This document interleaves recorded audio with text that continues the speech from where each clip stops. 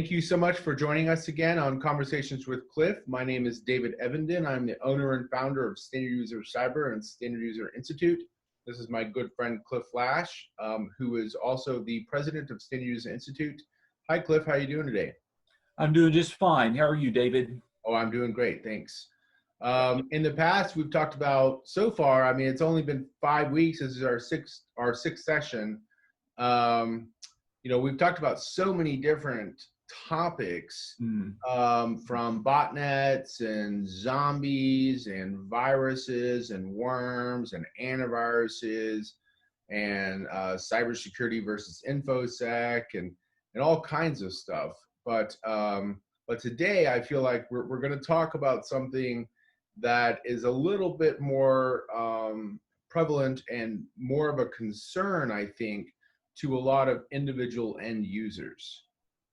Yes. So today the topics are ransomware and spyware. Yeah, that's great. Spyware would include both key logging, keeping track of the keystrokes that you make, as well as someone gaining control of your video camera so that they can look at you. Yeah, so they can look at you. That's good. That's Yeah. good. So so to that point, we will break it up into two different sections, ransomware and spyware. But within spyware, we're going to branch out a little bit more to instead of just being inclusive on spyware activity on a computer for a single user, we'll talk about spyware activity from security camera installations, voice and Google Home recordings, and all kinds of other stuff like that. But okay. Just to sort of branch out into a much larger of what can spyware be installed on IoT devices and all kinds of stuff like that. Okay, well, it sounds like a lot for just one session, but Yeah. let's jump in and see. Yeah. We'll cut it out there pretty quick. So ransomware, really, I mean, bringing it into the ideal of the session, in its most simplistic form, again, oversimplifying concepts for the nature of people to understand the basics. Ransomware being, of course, the encryption, or rather an attacker gaining access to a computer and encrypting critical files in a manner that the end user no longer has access to them. And in order for them to unencrypt or regain access to those files that have not been previously backed up, someone has to pay a fee in order to get a decryption key, now giving them access to that endpoint. That is the basic of what ransomware is. Somebody's targeting you.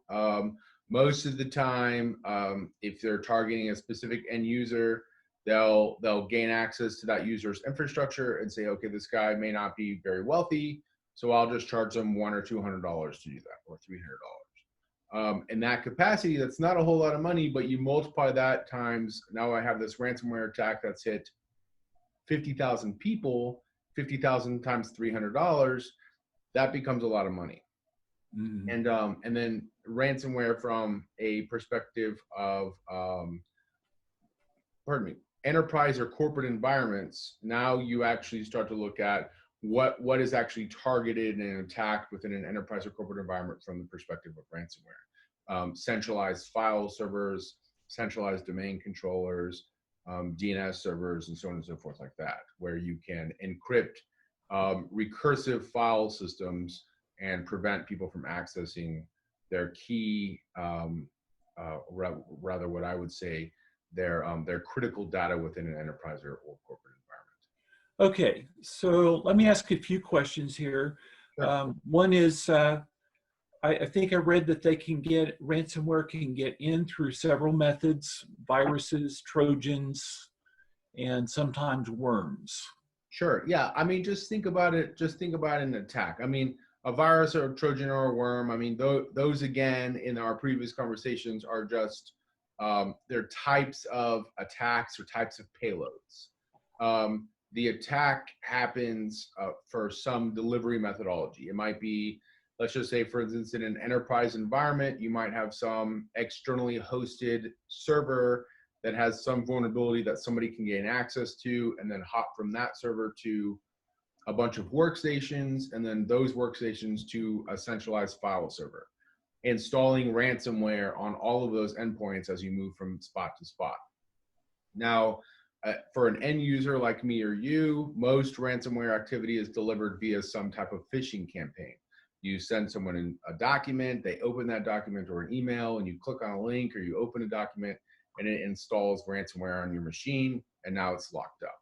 You know, a virus or Trojan or worm is a payload type. It's more of a movement type. Again, when we talked about viruses in the past, we talked about how their main focus is degradation of service, but really, a ransomware can be delivered in a bunch of different ways. Okay. I read a statistic, and I think I've got this right. It's about something like 43% of small and medium-sized businesses have experienced ransomware. Yeah, you know, that number does seem a little bit high, but if it was at that number, I would not be surprised. And that's because most ransomware attacks are not targeted, but what I like to call more buckshot Yankee type, where it's a much broader attack, where you're just sort of what you might call spraying and praying, throwing them at a bunch of different organizations, and then if you get access to that, or rather you're able to lock it down, then that's good for you. An example I read about the ransom, the bad guys were demanding payment in Bitcoin. Right. You know, that is a very common, if not the most common, form of payment for ransomware, because traditionally it's been an anonymous form of payment. You can pay someone money and it not really be traceable or trackable back to the attacker. Well, that's a question I have, and I know so little about the whole cyber world, but in this day and age, how can people really be anonymous? I mean, why can't they be tracked? Yeah, that's a great question. That question is not going to get answered right now, because Okay.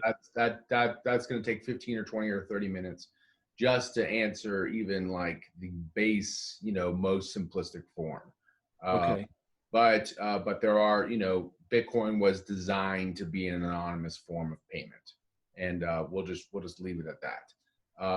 How it works and what blockchain is, we'll leave that for a later time. But so the ransomware targeting, that's kind of what it is. That's how it's delivered. That's what its purpose is, and that's where it goes.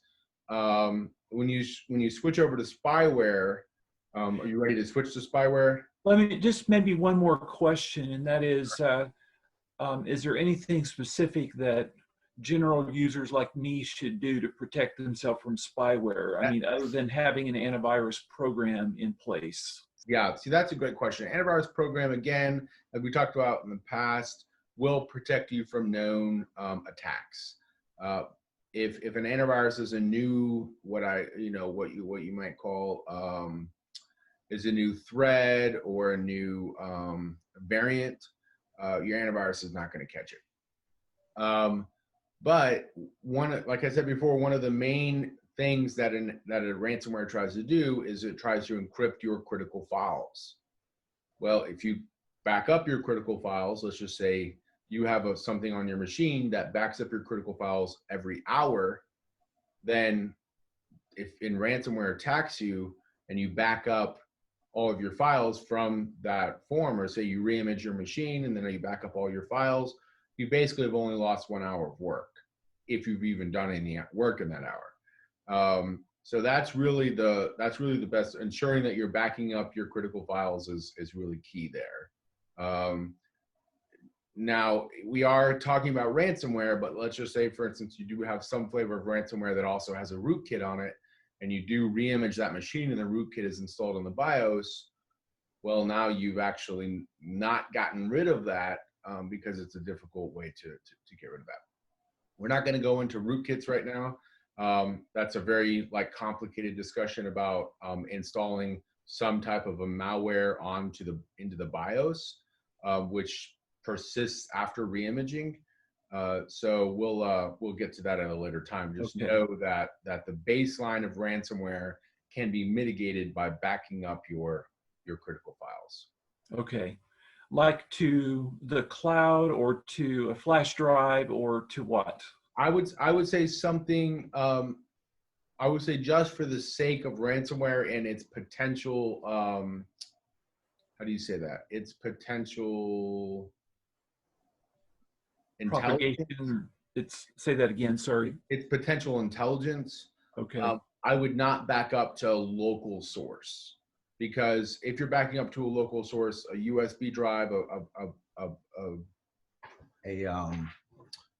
remote or a external hard drive. Yeah, my brain is broken right now. Yeah, that's okay. An external hard drive. A ransomware variant might know that you have other drives on there and might be able to encrypt those as well. So my suggestion is to back up to the cloud via some mechanism that a local ransomware variant doesn't have access to. Okay, so for instance, OneDrive or Google Drive. You know, if that's automatic, that's not really what I'm talking about. Okay.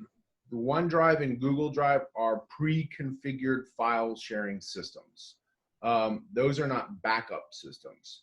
If you're using all of your documentation in Google Drive or OneDrive, then you're good. Then that's a good process for doing that. But again, that's not really a backup system. That's a file sharing system. So you put those on there, and then now those get pushed up.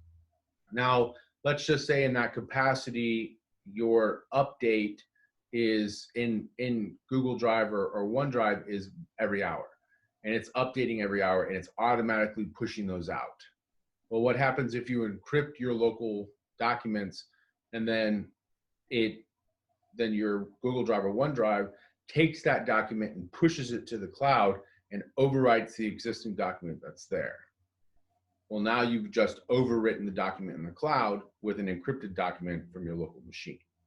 Okay. So it really just doesn't help a whole lot in that capacity. The same thing could be said for drives, but most of the time in that form, you do have options to back up from previous saves in a backup form. Again, Google Drive and OneDrive, those are forms where if you're working on a document and you save it up there, that could be helpful in that capacity. Most Google Drive and OneDrive are not constantly updating those versions. You're just, once you hit save in that document, it then saves it to the drive and you're good to go. So if not the local drives and not Google Drive or OneDrive, then what? Well, there's all kinds of backup, restore, and recovery. So what you really call that is backup disaster recovery, BDR, if you will. BDR applications take all of your files. You can tell them specific paths. I want every file or every document in this recursive path. Recursive meaning every single subfolder and file within this specific path, and I want all of this updated in form. And then I want all of these different my documents. I want this document folder. I want my desktop location. I want my entire C drive backed up for whatever reason. Or hey, I also have this D drive, and I want my D drive backed up as well. So you can tell them all, and then those push up to a different location, and now they're stored there. And something happens, and I reimage my machine, and I reinstall that application. Specific application designed to provide backup recovery. I reinstall on a machine, say, this is my machine, this is my endpoint. I want to recover from that backup, and it'll download all those documents and put them back in the right place where they're supposed to go. Okay. All right. That was getting maybe a little technical there at the end, but basically, one thing I'm thinking through that whole explanation is that this is another service we need to pay for. Yes, it is definitely a paid for service. Yeah, it definitely is. I There might be, you know, again, I think that the file sharing services like Google Drive and OneDrive, if you're storing everything within that capacity, I think you're good to go. I don't, you know, I've never actually tried to encrypt a document in a Google Drive or OneDrive folder and see if it automatically updates and sends it up to the cloud and overwrites the existing file. I don't think that would happen. I think you actually have to open the document and start editing the document in order for that to make changes in the existing document in Google Drive. So Yeah. I think that process is good. But let's just say, for instance, in that process, and you open a Microsoft Word document locally on your computer that's not within the capacity of Google Drive or OneDrive. Well, that document is not being updated or backed up. And that's why Google Drive and OneDrive are not a backup service, they're a file sharing service. So if you're using something within that capacity and you're saying, I want to create a new Google document, that's good. It's being sent up to the cloud. But if you open an independent document anywhere, Notepad++, Notepad.exe, whatever it is that you're doing, Microsoft Word, PowerPoint, those are not being updated. Those are not being backed up. So just keep that in mind as that capacity. Okay. Yep. So okay, right. So let's we kind of understand the process of how ransomware works and how backup works. I think that having a whole nother conversation on backup disaster recovery might be helpful, but for right now we kind of understand the basic concepts. Yeah. Yeah. So moving over into spyware, you sort of touch on a couple of different things using your web camera and keylogging. Those are two very common forms of spyware. Listening via microphones is also a very normal form of spyware. So, I mean, let's say, for instance, if you gain access to somebody's Google Home or somebody's Amazon Alexa, you can actually maybe potentially listen in on conversations that are happening within the house. I don't necessarily know that that's a heightened risk for a lot of people. I don't know that the Google Home and Amazon Alexa devices are commonly targeted right now, but it is an attack vector. So, right.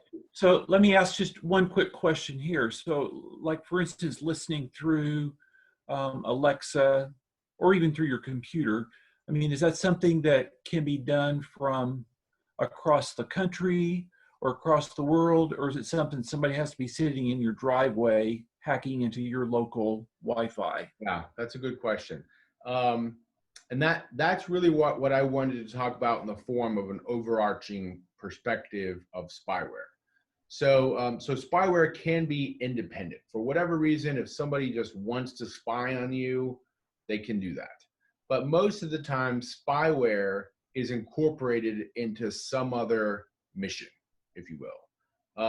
I want to gain access to this person's infrastructure. So now you have a virus, a Trojan, a piece of malware sitting on somebody's machine, and that malware is interacting in a way that replicates spyware.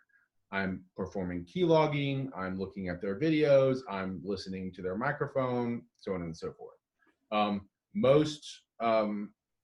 I would say most over-the-counter malware, whether it be Metasploit interpreter or even professional malware, are gonna have those modules built into them.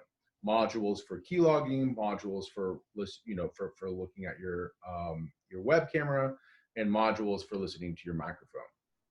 Even right now, if you were to let me, I could send you a piece of malware. You can download it on your computer, and I can perform those actions. I could also, you could send phishing campaigns to a specific target, and they open that, and now you have, in the same way that you would install ransomware, you can install that malware and listen or watch the video or watch keylogging happen. the purposes of that, I mean, if you're looking at somebody's video, whether or not you're a creeper, or lots of times video recording from a spyware malware perspective might be done. Let's just say, for instance, I know in the past, like law enforcement activity has been trying to identify what computer hackers or what attackers are doing malicious activity. And they said, well, we don't actually know who they are, but we do know where the computer is at. So if we can gain access to the computer, get onto the computer, turn on the camera, and I can see who's in the room, now I know the specific attackers that are responsible for these much larger attacks. Or if you have some type of terrorist activity and you want to identify the geographic location, or you want to identify whatever it is, you can gain access to that computer, you can turn it on. Or if you some type of a malicious hacker and you want to gain access to somebody's infrastructure to steal their banking password and username, you can do that. And as they type their username and password on their website, you can steal that information. And that could be done from anywhere. You don't, it's malware. In the same way that you can install and deliver malware from any one location and access that malware from any one location, you can do that same thing with spyware activities. Again, most spyware infrastructure is integrated into existing malware payloads.